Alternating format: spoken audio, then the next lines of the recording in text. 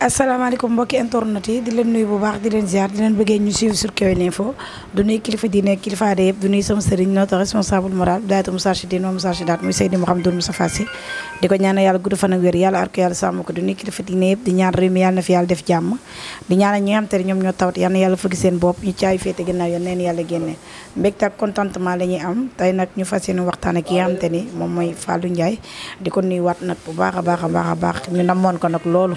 gannaaw ba mu tëggee combat Mame Balla ak ki nga xamante ni moom mooy Anaconda mu nekkoon combat boo xamante ni combat bu neex ci ginnaaw loolu Fallou Ndiaye rek dem voyager ba mu voyager am fa 1 mois macha allah tey nag ñu ñëw fas yéene waxtaan ak moom ndax dañ koo namoon di ko jaajëfalaat nag bu baax a baax di ko ñaane yàlla yokk kattanam yàlla yokk mën-mënam ci barke yonent bi wax dëgg yàlla nee naa ko bokk ci patron yi nga xam te ne dañ leen di léemu boo demee 2 jours rek dama lay nam mu dem nag wax dëgg yàlla nag dem voyage indilati ma valise waaw di sañse rek xam nga da ngeen doon wax fan yi moom sañse yi mais sama damay gën a sañse sans patron di ko ñaanal nag bu baax a baax a baax di ko ñaanal nag bu baax a baax a baax gannaaw ci loolu nag ñu war a jëm ci le 13 juillet ci combat ki nga xamante ni moom mooy borom sow mi di Diop 2 ak ki nga xamante ni moom mooy Tapha Mbeur mu nekk combat boo xamante ni nag gem bi fan yi dafa seddoon gars yi nag ñëpp ma ko doon laaj mais vu que nag ñëw na léegi nag day daw rek amul arrêt ñu fas yéene nag ci le 13 juillet ak li nga xamante ni combat yi fi amoon ndax fan yii moom wax dëgg yàlla nag laa ma jigéen na trop waay maa ngi lay ziar. Fatma ziar naa la di la jox sa wàccuwaay di am mbégte tey pour nga dalal ñu Kewel Info di nuyu mbokk internet yi nga xam ne ñu ngi suivre Kewel Info yëpp di nuyu sa cameraman Khalil di nuyu équipe bu Kewel Info bi yëpp ñoom Bolle ñoom Habib di la nuyu baax di la jox sa wàccuwaay di gis ne liggéey vraiment gis nañ ne rafet na et puis jaar na yoon. yow moom jàmbaa nga yippi guerrier nga quoi yow moom li la dégg gis nañ ni nga ko téye daal mais mbégte la rek ak contentement ndax loolu sa njàmbaar rek moo koy wone di nuyu axlu làmb yëpp nag vraiment comme ni nga ko waxee rek gis ñoo wax ak waa làmb mais nag noonu la liggéey bi moom ak loolu ñoo ànd en tout cas li am solo mooy ñu focus rek ci le 13 juillet muy journée boo xam te ni comme ni nga ko waxee journée bu am solo la diggante Tapha Mbeur Diop 2 muy bis boo xam ne nii événement lay nekk ci kàttanu yàlla bis la boo xam ne nii fonk nañ ko te incha allah dinañ ci liggéey boo xam ne nii dinañ fexe ba satisfaire li nga xam ne mooy amateur de la lutte yi ndax nag dañ fay jógee ci benn journée boo xam ne nii Sénégalais yëpp dañ cee kontaanoon kon tey bu ñu ñëw di tëjaat suñu journée bëgg nañu ko tëjee loo xam te ne vraiment Sénégalais yi dañ am satisfaction surtout li nga xam ne mooy amateur yi surtout diaspora bi Sénégal fépp amateur nekk bëgg làmb di ko safoo bëgg nañ daal vraiment nga am satisfaction totale ci journée boobu le 13 juillet. macha allah mais gannaaw ba nga tëggee woon le 13 nga tëggee woon dem voyager mais voyage bi lan moo ko wundoon da nga demoon pour récupérer wala am ay kii yoo fi doon def ay waaw non xam nga àdduna moom comme ñun li ñu wax rek dañoo bëgg a noppaloo sooy noppalu ji nag da nga am looy teg sa doo am leen loo war a teg loo xam ne nii booy noppalu rek dañ xam ne kat lii moo tax muy noppalu ne ci loolu dañu doon dem pour xool ay business yoo xam ne nii war nañ ko mën a indi Sénégal yokk tamit suñu xam-xam ndax yaakaar naa tukki moom benn jëru xeeb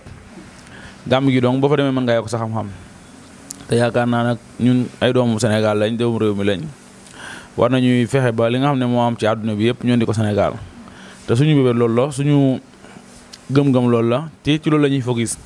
te incha allah bientôt rek Sénégal yi nañ gis ñun suñu gëm-gëm ak suñu ambition ak liñ bëgg a def te du yàgg danañ ko gis ci réew bu neexee yàlla ndax nag gis nañ liñ bëgg daal te am nañ yaakaar nañ ci taxaw bu baax a baax. macha allah mais kon ni ñu wax rek loolu moom àggaguñ ci parce que man ñi may woo téléphone naan ma sa patron moom kii moom mën naa ci moom dara loolu garaaw ndax xam naa suñ ko ñaanee dinañu may mais ci biir loolu gannaaw bëgg a ñëwee le 13 juillet nga jàpp affaire bi gàttul promotion parce que heure bii daan na fekk Fallou Ndiaye xam nga.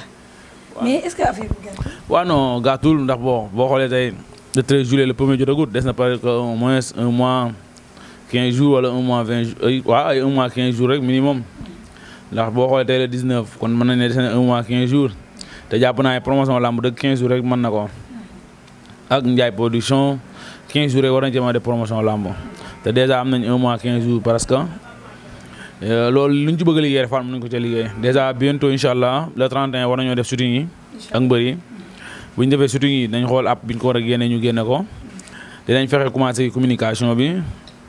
fexe tamit mbër yu ndaw yi nga xam ne ñoo ci war a bëre. ñu fesal ko te ci biir semaine bi ñëw incha allah nañ ko fesal bañ xam yan 20 mbër ñoo ciy bëre ndax bis la boo xam ne ni faat na bis bu ñu fonk la ndax tey soo ne indi exemple jeex jàmm ak booy bu war a bëre booy waranka andi nga xam ne mooy Mbengue Mboro ak Fils de Lirou général xële ba naan général Sentel Junior war cee bëre booy bi dëkk Guédiawaye waaw war cee bëre moom it am yeneen xale yoo xam ne war na cee bëre boo xoolee Ragros bi ci lay bëre am na yeneen booy bi dëkk fële Kasor ci lay bëre moom it mooy suñ booy boobu tax booy bu vraiment ku bari mbooloo la gis nga comment passé lim fa wone en tout cas muy journée boo xamante ne daal incha allah booy gétoo muy journée boo xam ne nii bëgg nañ cee liggéey mu ci ayib armée 2 ci lay bëre ak caatu Fass muy ay combat yoo xam ne nii combat yu neex la am nañ yaakaar ne amateur dinañ am satisfaction totale le 13 juillet daanaka tàmmoon nañ leen ko te yaakaar naa plateau le 13 juillet bi gis na gis goo xam ne nii mën nañ ne fii ak 3 ans ci ginnaaw wala 4 ans ci ginnaaw amuñu plateau bu riche noonu. waaw loolu xam nañ ko. mais le fait que mois bi bari na ay combat. waaw non mais xam nga combat yëpp wuute na combat yëpp am na bari na mais combat bu ci ne ak qualité combat fi mu toll ak dimension bi dëgg la nag mois de juillet ak mois de juin bi dafay saturé trop mais ci kaw loolu rek ku ci ne promoteurs yi ay naanaan lañ ku ci ne di nga am stratégie de communication yoo xam ne nii di nga fexe ba communiquer ba génn ci di nga fexe ba amateurs yi wuyu ci mbër yi nga tëgg ndax affaire yi moom mbër bu ci ne ay fans club am mbër bu ci ne ay supporters am mbër yi bokkuñu fuñ dëkk lu combat yi jege lu mu saturé incha allah li ñu ñaan mooy bépp promoteur bu ci investir rek nga am satisfaction totale mooy nga fexe ba sa stade fees sa lamb bu neex li nga ci doon séenu nga am ko ci ndax ñun ñëpp ay frère lañ bu Fallou Ndiaye perte promoteur yëpp a perte su beneen promoteur perte tamit Fallou Ndiaye daa perte man noonu laa ko gisee et puis loolu laa gëm. moom combat boo xamante ne dafa taxawoon ñu jékki-jékki gis ne amatul mooy njaxas ki ak soq de lan moo dëkk yoon. waaw non combat bu taxawoon na comme ni nga ko waxee ba ñaari menacé yëpp jotoon avance ndax en général toujours dañ koy wax souvent ñun duñ defar affiche te mbëri jotuñu avance ba pare ci combat yi sax am na ci yoo xam ne boo leen lay woon ne defar affiche non ma ne ko non man du ma defar affiche te joxe ma wax ba pare boo gisee combat njaxas ak soq ñu defoon affiche yi mooy combat bu taxawoon la pourquoi ñoo taxaw na mooy assisté mi yor njaxas gi joxoon nañu ko avance am téye na ko presque lu mat une semaine jox nañu Mada Ndiaye bi yoon soq avance am téye na ko ba nii sax jëlaguñu avance soq pour mu leer malheureusement après Assane ci la ñu woo nañu njaxas gi ay supporter am neneen bëgguñu soq bu jaxaay dañu koy nungul su am na ndax ñun duñ forcer mbër adversaire mbër moom ku ci ne rek dañ lay nungu sa choix ndax ñun buñ sañeen ñaari mbër yu ñu tëgg rek fekk ñu bëggante mu nekk combat bu neex duñ ko mënal njaxas gi leen rek moo ci erreur mooy bi nga xam ne bëgguñu wër ñoo jël avance bi mais nag lamb ak loolu moo ànd mën nga bëgg combat say supporter bëgguñu ko da ngay nungu say supporter ndax say supporter ñoo lay wuy si ñun yooyu muñ ci benn problème tey wax dëgg yàlla duñ ci am benn détail. d'accord mais ci biir loolu Diop doo Tapha Mbeur Parcelles Yeumbeul combat boobu est-ce que mën nañoo xaar ay surprise ci combat boobu ndax ñaari mbër yi seen dayo gis nañ Tapha Mbeur waa Parcelles instant bi fi ñu toll ci moom gis nañ Modou Lo communiqué ci loolu. waaw combat bu neex la te combat la boo xam te nii yaakaar naa bu jeexee suite bi mën naa indi lu ne ndax tey fi ñu toll nii classe Diop 2 classe Tapha Mbeur ñoom suñ gëmee seen bopp ñooy relève fu lamb ji ñooy relève fu mag ñi nga xam ne ñoo fi nekk ndax boo xoolee diggante bi ñoom Sa Thiès ñoo fi nekk ñoom Franc ñoom Reug Reug mais boo xoolee équipe boobu bariwul boo xoolee ñooñu bariwuñu kon tey jii ay ñoom Ada Fass ay ñoom Liss Ndiago yi ay ñoom Boy Diop Tapha Mbeur groupe boobu ñoo war a ñëw pour taxaw te it ñooy téye làmb ji kon yaakaar naa ci ñooñu mën a limal képp ku jigam sa bopp moom am naa yaqin ne di nga àgg foo xam te ne dina kawe sa njort làmb nag li am solo mooy gëm-gëm boo amee bis nga fonk ko gëm ko bañ koo coof lépp la war nga def ko ci baag ci bis ba loo yàlla may nga xam ne loolu la suñ boobu may yaakaar naa ku ci gëm sa bopp it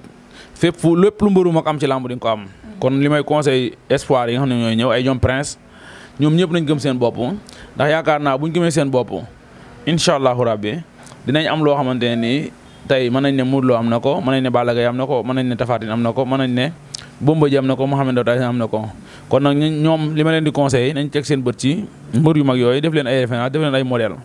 bu ñu ko defee bon am naa yaakaar ne dañ am satisfaction totale ñoom ci seen carrière mais carrière àndut ak yenn détails yi ak yenn coow yu ndaw yi mën naa ñàkk nañ concentré wu seen lamb xam ne lamb la ñuy def ñu focus ci sport boobu.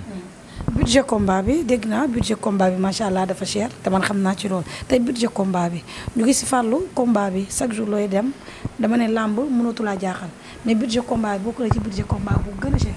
waaw bon affaire suñu lamb moo toll foofu Labelou Ndiaye production moo toll foofu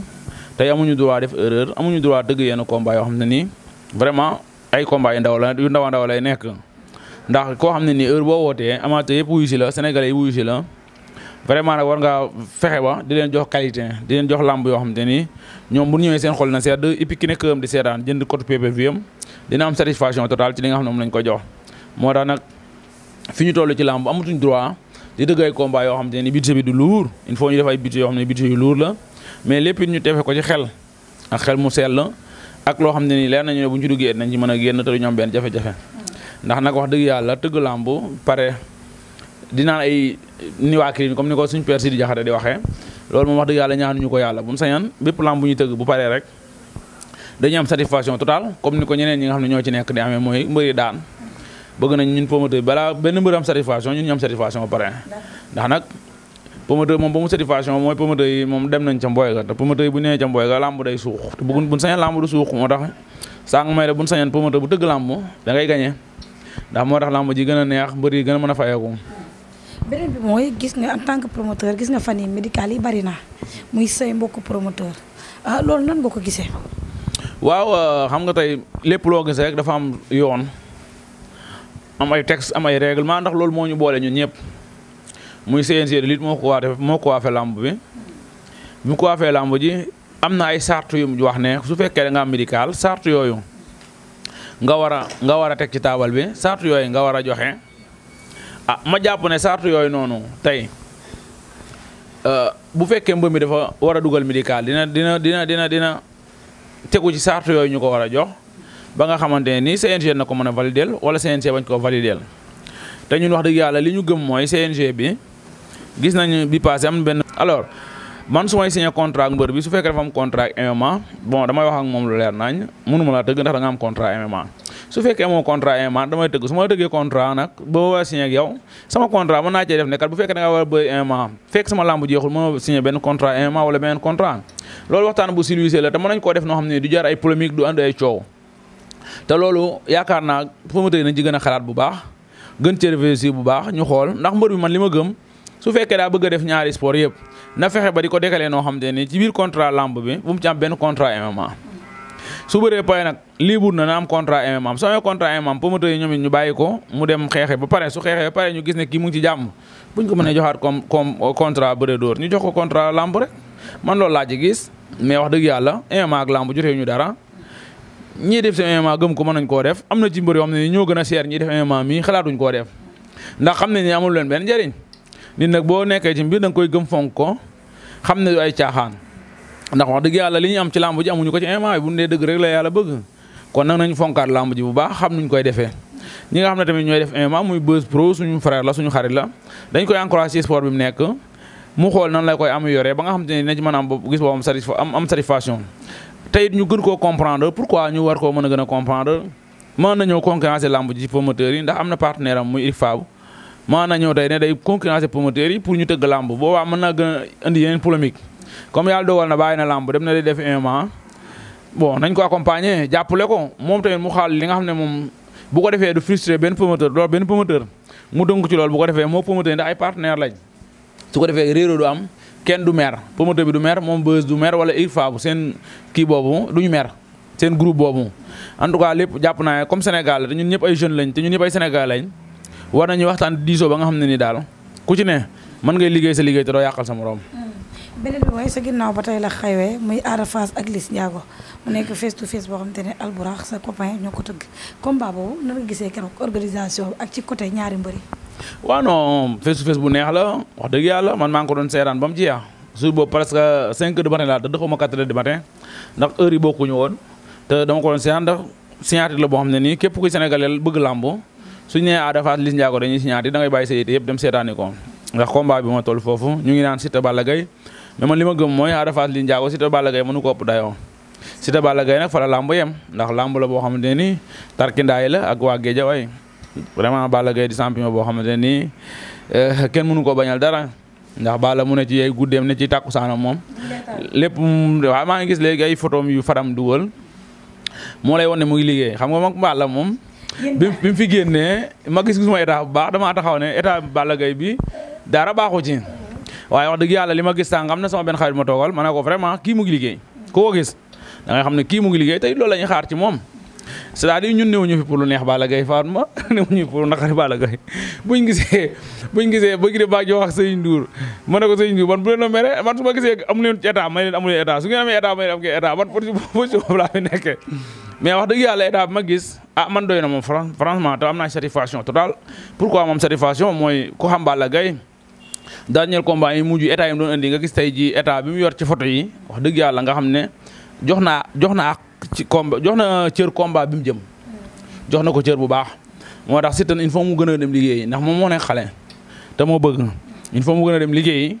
gisaguñ nag ay photom bu ñu gisee ay photom peut-être nañ ci mën a wax mais comme gisaguñ ay photom mënaguñ a wax Siteu bu baax a baax mais wax dëgg yàlla photo Balla Gaye yi mu gis képp kuy fan sam sa xel na daal moom Fane boo tëddee day mën ngaa nelaw non dama ne képp kuy fan sa Balla Gaye boo tëddee nay sa xel na daal képp kuy fan sam quoi fan sam laa wax ku pëdd mën ngaa na daal sa xel day dal ndax da nga xam ne sa mbër mi mu ngi liggéey wax dëgg yàlla di ko encouragé ci liggéey bi mu gën a góorgóorlu ndax moom champion la te daa moom lamb mooy lambo ndax po yiwu lamb la lamb bu ñu doon jaay tey jii bokk na ci ñi njëkk a jaar bu doon dañuy jaay mbër nii bokk na ci mbër yi njëkk a jaar bu ko kenn njëkkee jaar moom mooy nekk deuxième bi su njëkkut a jaar kon kooku po diwu lamb la vraiment mais Ada Fass comme ni nga ko waxee Liss Ndiago muy combat bu neex boo xam te ne amateur yi ñu ngi koy xaar gis nañ face to face bi neex na gis naa Ada ne tekk rek Liss non man moom ñoom ñaari sooy mbër lañ muy Ada muy Liss c'est le meilleur gañ ku daan baax na waaw faruma kenn de ku gañ baax na man lamb laa fi nekkal man lamb laa fi nekkal en tout cas daal bu dimanche le 19 ku yàlla jox ndam kenn ki ne muñ xam ne suñu moom la kii la yàlla àndal. ñoom ñaar ku ci bëre daan mën naa bëre Diop de. non loolu moom ça dépend ci ñoom seen histoire la man. est-ce que pare na tey ñoom ñaar ku ci bëre daan taxaw na def muy Diop de ak Tafa Mbër ku ci daan ñoom ñaar donte Tafa Mbër bëre woon nag Ada Fass bëre ak Liss Ndiago kon donc mais macha allah Tafa Mbër champion la de. léegi loolu daal da nga koy laaj ñoom Fadam. ñoom ñu ay buur géwél ak Fadam ñoom sàppaleeg ñoom. joxe revanche. waaw non xam nga loolu moom su waa mbëri la mbëri ñoom ñooy xool ñi bëgg a bëri ñu bëree seen biir man moom wax dëgg yàlla mbër mi daan ak ku daanu en tout cas daal ñoom ñëpp ku ci ne xam nga lay xaar ndax moo loo est-ce que pare pour may ku daan sens te yaakaar naa bu pare may ku daan sens moo lay won ne combat boobu ñaari xale dañoo war seen bopp war a joxe lépp war woon Sénégalais yi combat bu neex ndax vraiment combat bu riche la et puis combat bu neex la man fan ma combat yooyu may dundal man na nekk ñaari xale mu leer na ma ne lii moom xare badar la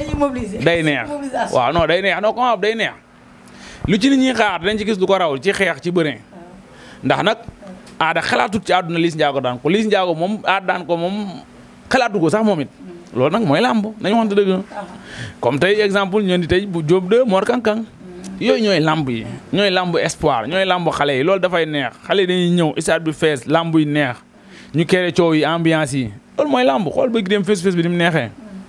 loolu la ñuy def. Mansour Ba tamit sa frère defoon na benn face à face Eumeu Sène Franc noo gisee waaw non boobu tamit vraiment c'est ànd ko mu jeex tàkk muy face boo xam ne nii face bu neex la et puis ñaari mbëri joxe nag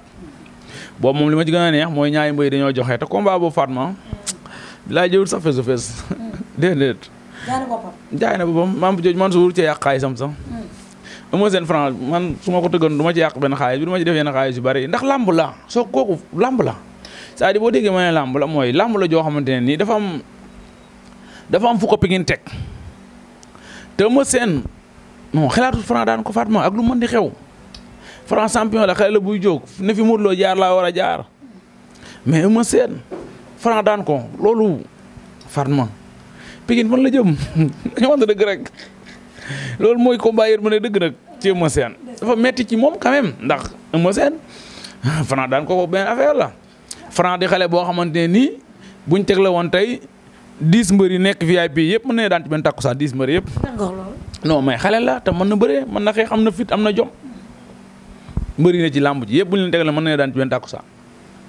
ndax gëm-gëmam la ak sañ-sañam te mën na ko ñu gis ko gone ñu ci moom benn faiblesse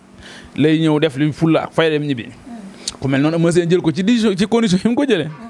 non Eumeu Sène moom yërëm naa ko Fatma. yërëm mi daa pare de macha allah.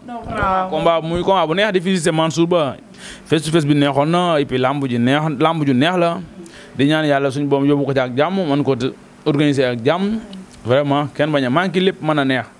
en tout cas ñu ngi leen di ñaanal suñu frère Makan tamit c'est la même chose di ko ñaanal ci lim jëm.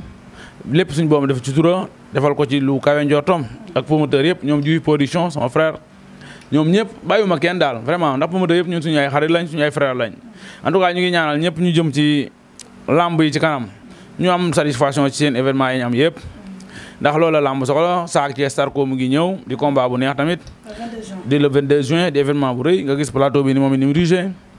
vraiment di plateau bu neex di ñaan daal vraiment lamb ji jàmm am ci ñu àggale ko jàmm réew mi ñu ñaan jàmm di wax ne Fatma nag le 17 incha allah rabbi le 17 juin incha allah bëgg nañoo def benn face to face muy premier face to face ki nga xam ne mooy Diop 2 ak Morka ak Kële ak Tafa Mbër premier face to face bi incha allah rabbi le 17 lañ ko bëgg a def juin ñu ngi xool ndax dañ koy def fële CICES wala dañ koy def 2STV mais lu ci mën di am fu ñu ko mën def 2S en direct la koy diffusé bu neexee yàlla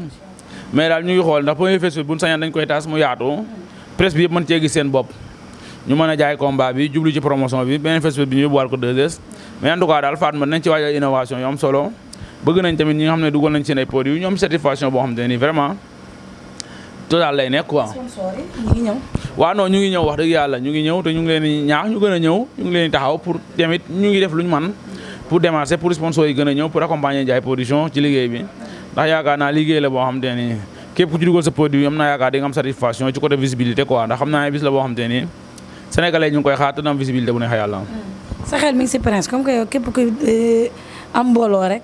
Fallou bëgg na mais sa xel. non wax dëgg yàlla nag sama xel newul ci Prince pourquoi comme suñu frère moo ko tëggoon Makan te dégg naa ay promoteur ñu ngi ci di ko waxaale te li ma gëm mooy comme promoteur yaa ngi ci di wax ay nañu bàyyi promoteur yooyu ñu tëgg ko bon bu dee nag ba amul combat kenn newu ci ah yow su fekkee intéressé na la man ngaa dem nga waxaale ji ko mais pour l'instant nii daal moom wax dëgg yàlla ñun liñ focus mooy le 13 juillet incha allahu rabbi pour waajtaay bi pour mën cee liggéey loo xam ne nii daal Sénégal yi dañu am satisfaction boo bëggee dégg-dëgg moom ñun le 13 juillet rek ci lañ ne bépp mbër mu ne Fallou Ndiaye da koy waxaale moom jàppal ne moom day wax lu ko neex rek mais ñun waxaale wu ñu kenn focus le 13 juillet incha allahu rabbi combat bi nga xam ne mooy dox ci diggante Tapha Mbeur Diop 2 ci la ñuy focus te ci la ñuy concentré bu neex yàlla bu jeexee nag ah ñu xam ne fii la ko yàlla yemale fii la ko yàlla dogaleen ñu ne ci leneen rek incha allah incha allah rabbi mais pourtant sa xel mën naa nekkaat nga tëgg boobu am beneen jour la tëggaat. waaw non xam nga Ndiaye production du Fallou rek te Ndiaye production Ndiaye frère la label bu yaatu la label boo xam ne nii tëgguñu ko ci Fallou Ndiaye kese Fallou Ndiaye mën naa bañ a ñëw ci lamb ji nga gis keneen ñëw jiite Ndiaye production wala keneen ñëw doxal ci Ndiaye production loolu amul benn problème mais ñun moom wax dëgg yàlla ñoo bëgg a reculer tuuti ci lamb pour dallu rek noppalu lamb dañ cee yàgg Fatma coono yi bari na ñu perte ci temps bay te dañoo am yeneen liggéey yoo xam ne nii yaakaar naa mu ngi toog di ñu xaar te yooyu dañ cee war a jóg taxaw ci bu baax a baax a baax te loolu nag ay priorité ci ñun xam nga gars yi nag boo waxee des fois duñ ko gëm mais wax dëgg yàlla am nañ ay mbébét yoo xam ne daal bëgg nañ cee gën a concentré bu neexee yàlla. amaat mbégte contentement pour yéen doon suivre sur Kewel Info ñu dalaloon Fallou Ndiaye jiitalu Ndiaye production di ko jaajëfalaat bu baax a baax xam man moom damaa laqale daa ñëw rek man ko xaaral ñu def benn mais di wax rek gars yi incha allah le 13 juillet na ko gars yi waaj presse bi tamit ko di ko waxee rek ci côté promotion bi na gars yëpp waaj ndax xam la laay bañ ay wax ak i détail te instant bi combat bi moom ndax combat yi bari na macha allah waxuma Fallou Ndiaye rek mais gars yëpp nañ jàppale promoteur yëpp muy Makan Baye Mansour Ba képp koo xamante ni promoteur nga rek na la presse bi jàppale parce que ñoom suñu frère la te bayal ñu dara en tout cas ñu ngi lay jaajëfalaat bu baax. waaw Fatou moom lañu bégtee am nañ contentement comme ni nga ko waxee rek événement yi tegloo na te yëpp a neex nañ fexe jàpp ci yëpp presse bi promoteur yëpp gis seen bopp lambu neex lambu jëm ci kanam ndax tey mbër bu war na bëree mais bi mu indee médical CNG rek ko bañal ne ko daa daloo da ngaa war a dem bëree ji kon li ñu gëm ak Malick Ngom mi nga xam ne moom lañ dénk lamb ji muy président CNG am naa yaakaar ne xam na li promoteurs yi daj dèjà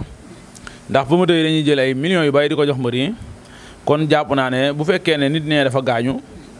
ay ñu war koo saytu CNG bu saytoo ko médecin ba ne dëgg la confirmé ko dañuy nungul mbër mi ne dafa gaañu ndax lamb ak gaañu ñu ànd bu CNG saytoo ne mbër bi gaañu wut mbër bi daa war dem bëre ji te obligatoire day bëre soit dañuy retiré licence am mu fay promoteur bi xaalisam loolu moo ci nekk mais daal li am solo mooy ne CNG gën a jël ay responsabilité am gën cee sévère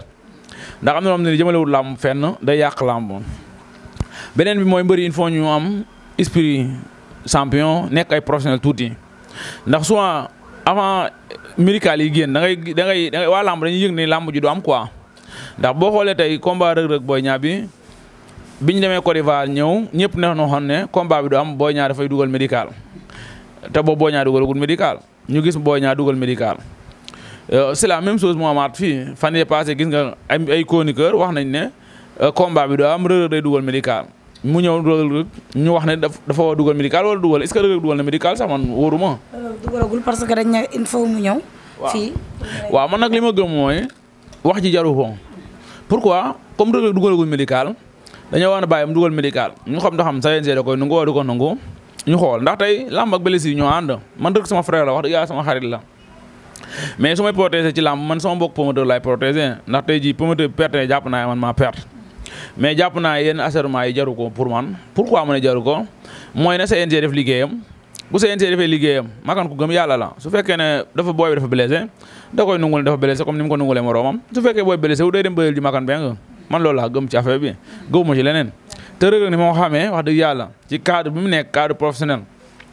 wax dëgg yàlla war naa mën a jomba ne day def ay njuuñ njaaj ci côté boobu en tout cas li am solo mooy bu dee CNG ne day ñëw na ñëw bu fekkee dafa wéradi CNG am na ay médecins yoo xam ne nii doy na leen dañ ko xool su gisee ne mënut a bëre bon du ko fi njëkkati du ko fi mujjee suñ gisee ne daa war a bëre day dem bëre ji ndax lu mu am contrat MMA lu mu am war a dem xeexi pour MMA lamb bi moo jiitu te bu ñu xamee rek lamb moo tax ñu xam ko kon jàpp naa nañ jëlewaat lamb cër bi moom rek muy mbëri yëpp ndax yaakaar naa bu ñu ko defee lamb rek moo ciy jariñu te it promoteurs yi il faut ñu yërëm leen ndax dañuy génne ay millions yu bari di ko investir ci li nga xam ne mooy événement yi ñuy def ñu mel noonu nag mbëri ñoo leen mën a soutenir jàppale leen pour ñu mën a réussir li ñuy def soit bu leen bëri dee gàllankoor rek su yàggee lamb mooy naax saay ñoom seen rek perte ñoom ñu perte. en parlant de MMA sànq li ñu wax léegi gis nañ fa ni. presse bi jàppale ñu promoteurs yi seen bopp la ñuy jàppale ndax ku ne ay contenu ngay wut Fatma man su ma gisee ko yor presse sax ñëw naan damay dimbale promoteur dama koy jàppale man ay ree la may jàpp yow mii jàppale woo kenn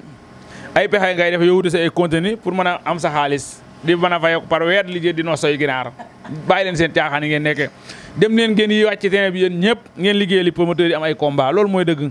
bañ ko yemale ci Fallou Ndiaye ak Baye Ndiaye ak Makan ak Mansour ñëpp la ñu war a jàppale Bam Milano ngi fi Mor Parce Diouf ngi fi yéen promoteurs yëpp a ngi fi ñëpp dañu war a def pour jàppale leen ñu def ay événement yu rëy lamb yi neex man loolu laa gëm yéen presse bi njëkk ko ci yow Fatma Dia